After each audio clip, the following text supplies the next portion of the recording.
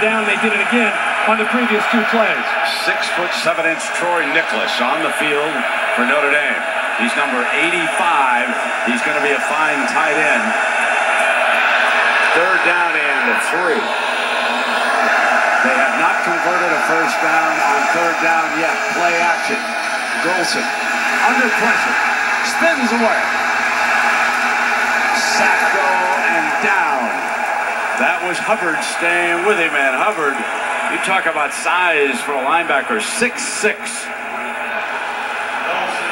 Hubbard just didn't give up on the play, but outstanding coverage as well. They're trying to catch him off guard here, a little bit of a play action. They don't even have Eifert out involved. And Sunseri, who's known as a great blitzer, gets involved.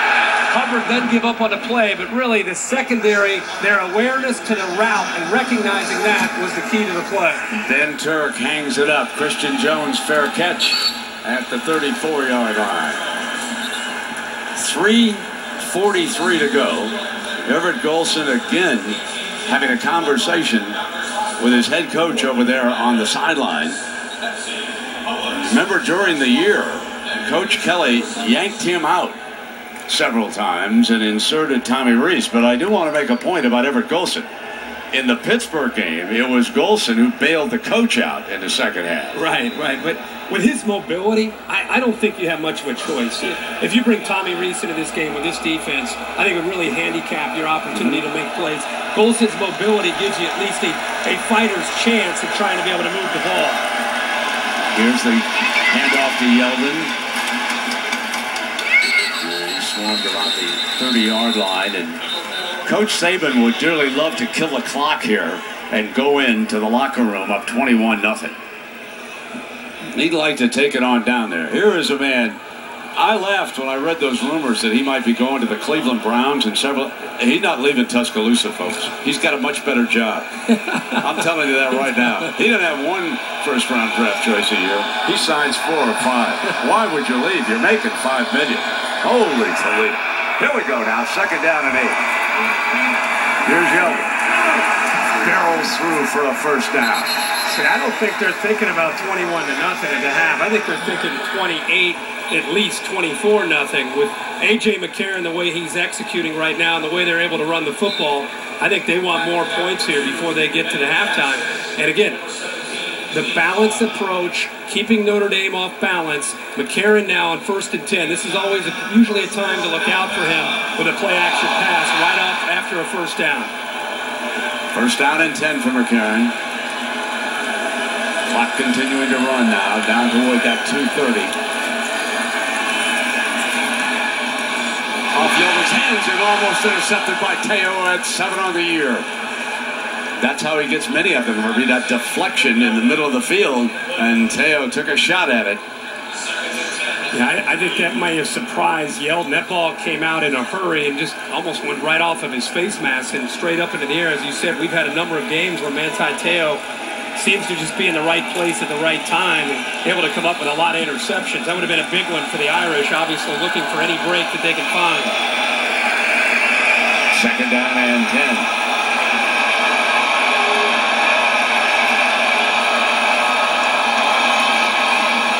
Yeldon. Short of the first down marker and the 50-yard line. Sheldon Day making the stop. One of the biggest surprises to me in this first half has been the missed tackles by Notre Dame. Even when they've been in position to make plays, they've not been able to make tackles on Eddie Lacy. A lot of times, Zeke Mott is one of their best tacklers, most physical player, along with Manti Teo, and that theme's kind of continued throughout this first half. Being in position to make plays and not being able to bring down the ball carrier.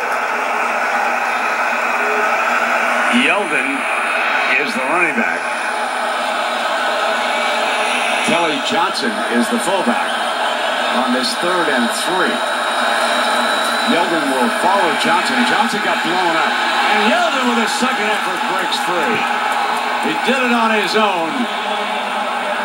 Brent, we just talked about missed tackles. And here's Manti Teo again.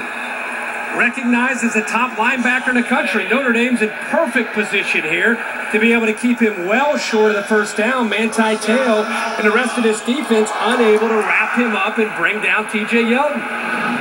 and it gives them a 1st and 10 on the Irish 42-yard line. Screen pass, Yeldon. Irish jumping. Shimbo and Teo are over there on the side. And, of course, for Alabama fans, they'll never forget that screen pass for the touchdown against LSU to Yeldon when they came down the field. And now we've got an injured Notre Dame player, and that's Lewis Moore, and that would be a big loss. He right away was you could see he was in a lot of pain. He is such a leader for this team, such an important part of that defensive line.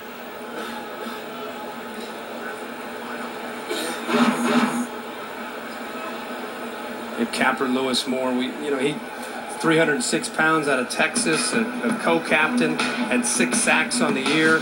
More than that, you can just tell by looking at him. He's a guy that's got quite a personality and a guy that his teammates really respond to. But I happened to be watching him on that play the whole way, and it did not look good. Right away, showing a lot of pain and reaching down to that right leg.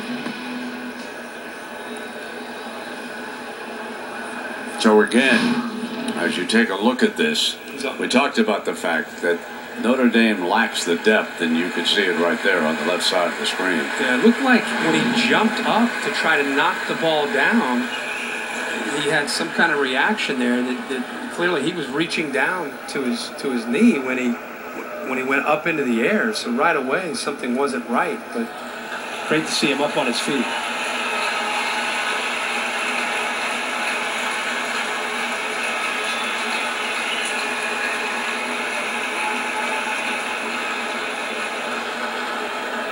Well, let's hope that he's going to be all right. And I want to remind everybody that the Buick halftime report is coming up. We've got a little over a minute here left in the first half. Chris Fowler, Desmond Howard, and Herbie, you mentioned Urban Meyer, the Ohio State coach. He'll break down the first half, which has been dominated by Alabama.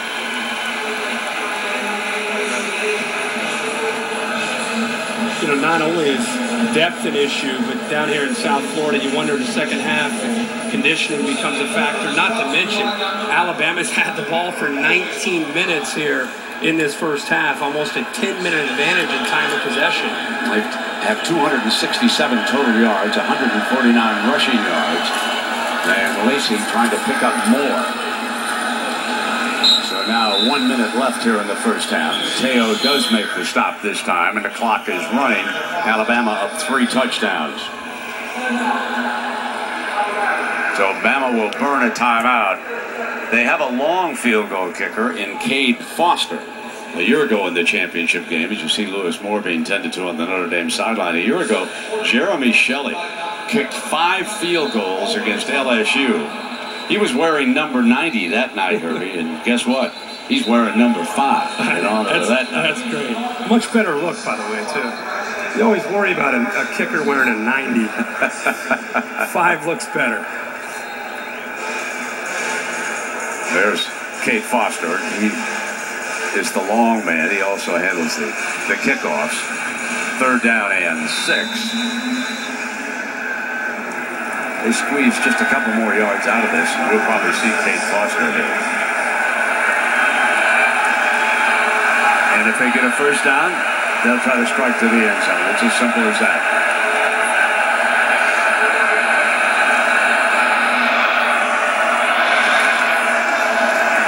McCarron, this time, Jones has got it inside the 10-yard line.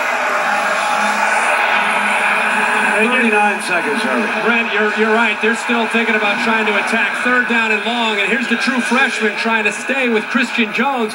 Never finds the football. Gets beat to the outside. How about the rhythm there by A.J. McCarron? He put that right to the spot. But Jones can make a play on it.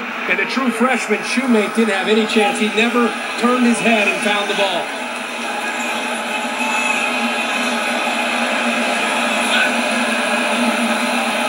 Two receivers to the left.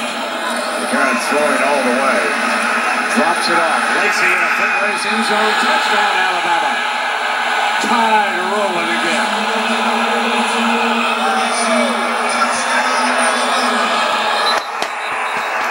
If this was a prize fight, they'd call it off.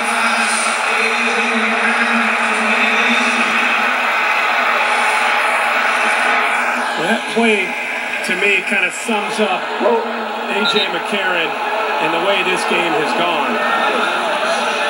Not just a touchdown pass, Brent, but it was the way he read the defense, stayed poised in the pocket, checked it down to Eddie Lacy, and he ends up in the end zone for a touchdown. During the season, Notre Dame allowed 10.33 points per game. Most points they allowed all year, 26 in that triple overtime win over Pittsburgh. Alabama has exceeded that here in the first half. He looks off to his right, his tight end. Look how he's calm. There's no pressure. And instead of forcing the throw to Michael Williams, he calmly comes back, looks for his check down, finds Eddie Lacy. No pressure. And, of course, we've seen Eddie Lacy, what he can do in the open field. No, by the way, Notre Dame continuing to miss tackles in the open field. So quarterback, A.J. McCarron, celebrates again with his second touchdown pass of the night. His girlfriend on the left, one-time Miss Alabama, and Mom is there on the right.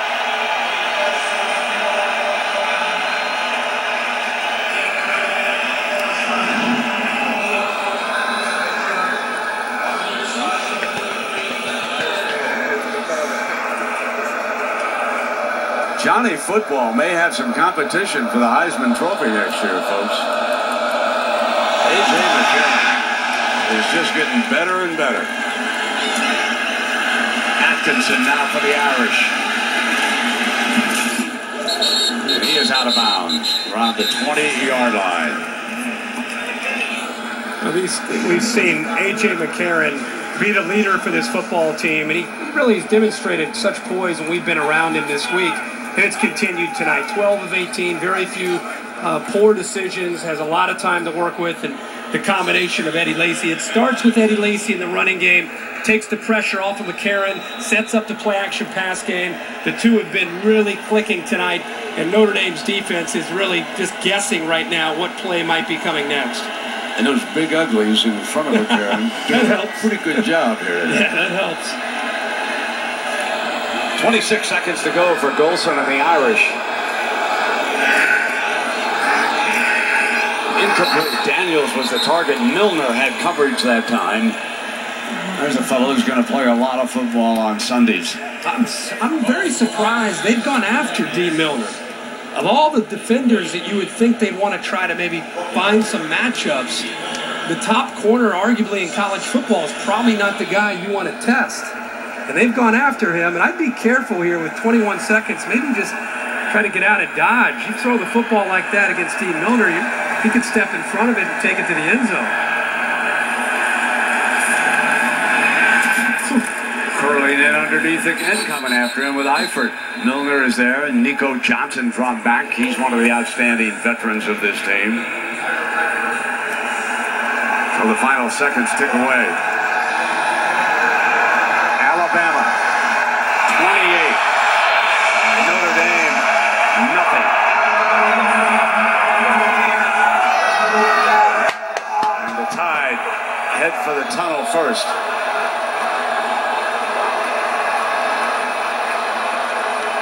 Let's go down to Tom Rinaldi now with Coach Saban. Brent, thanks very much. The scoreboard says one thing, but how would you describe your team's play, Nick? Well, I think we played well offensively. We're controlling the line of scrimmage. We're running the ball. We got good balance. That's what we want to have. Defensively, we're doing a pretty good job. They hit a couple of plays on us, but, we just got to